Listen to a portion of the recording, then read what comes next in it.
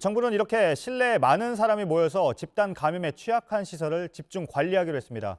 중앙재난안전대책본부를 연결합니다. 윤재영 기자, 어떻게 관리를 한다는 건가요? 네, 이른바 고위험 사업장입니다. 좁고 밀폐된 곳에 여러 사람이 오랜 시간 함께 있으면서 침방울을 통한 전파 위험이 높은 곳들인데요. 콜센터나 PC방뿐 아니라 노래방, 클럽, 또 스포츠센터가 대표적이고 학원도 포함이 될 수 있습니다. 정부는 이런 곳은 최대한 재택근무나 온라인 근무를 하고 또 출퇴근 시간이나 사무실 자리 배치를 조정해서 밀집도를 낮출 것을 권고했습니다. 중앙방역대책본부의 이야기 들어보시죠. 예. 밀폐된 닫힌 공간에서 밀접한 접촉이 발생하는 경우에는 전파 가능성이 증가되는 만큼 근무 형태 및 환경을 적극적으로 개선해 주실 것을 당부드립니다.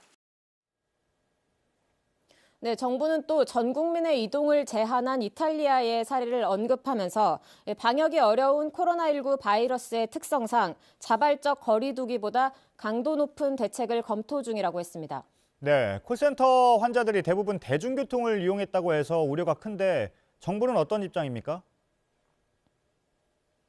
네, 정부는 현실적으로 대중교통의 위생 관리를 강화하는 것이 최선이라고 했습니다. 많은 대중교통 가운데 이 코로나19 확진자가 어떻게 노출됐는지 또 누구와 접촉을 했는지 모두 역학조사로 밝히는 데는 한계가 있다는 겁니다. 때문에 이 환자와 밀접 접촉한 가족이나 지인 또 환자가 방문한 병원 같은 취약시설을 중심으로 선택과 집중을 하겠다는 것이 정부의 입장입니다.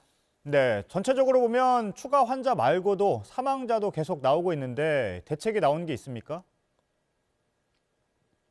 네, 정부는 응급실에 중증 응급 진료센터를 시도별로 2개씩 만들기로 했습니다.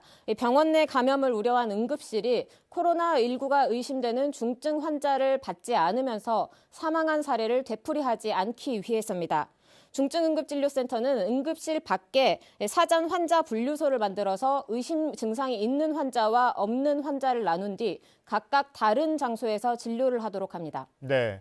해외를 보면 이탈리아와 이란에서 지금 환자가 빠르게 늘고 있는데 여기에 대해서 혹시 새로 나온 조치가 있습니까?